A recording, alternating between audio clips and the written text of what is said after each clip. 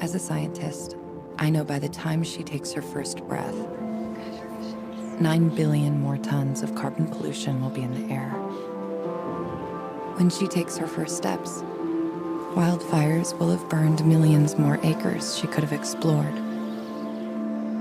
The day she gets her first pet, there are thousands of newly extinct species she'll never meet. The night she forgets to call, the night of her first heartbreak. Her future home floods for the first of many times. By the time a child born today goes to college, it may be too late to leave them the world we promised. Our window to act on climate change is like watching them grow up. We blink and we miss it. I think it's interesting that they assume that the child will actually be born. The most dangerous place for a child today is in their mother's womb. And the same people who are fighting for climate change, they are also arguing for population control. They're also endorsing the abortion pill to be widely distributed. And they tend to be big proponents and supporters of Planned Parenthood that was founded by Margaret Sanger, who is a known racist and Malthusian eugenist. And those clinics to this day are predominantly in poor neighborhoods with African American, Hispanic, and other minority populations. And it's a systematic attempt not just to do something like, remove species of birds or fish or animals, but to eliminate races of people made in the image and likeness of God.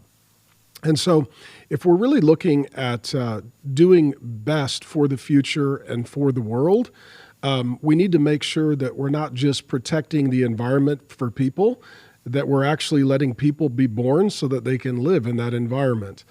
In addition, a lot of the climate change is really just driven by fear, by paranoia, by anxiety. It is driven by the same people who brought us a lot of false disinformation and misinformation during the COVID, air quotes, pandemic.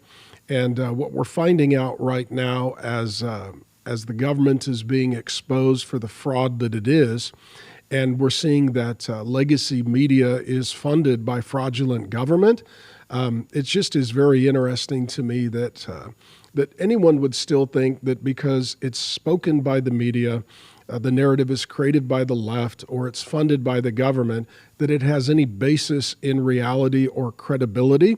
And just because there's sad music and maybe people have an emotional response doesn't mean we should set policy by that. And what's interesting too about that, and it's quite offensive actually, they're showing a life begins at conception. I don't know if you caught that. When she's born. Well, they're showing in utero a human being made in the image and likeness of God. And what they are doing is they are trying to appeal to the sanctity and the preciousness of human life, the value of human life. And these are the same people that are more inclined to take it when it's innocent and when it's young and before it's entered the world. And all of this just shows to me it's a sickness. It's an absolute moral incomprehension that you would be pro-life to protect the planet and not pro-life to protect people.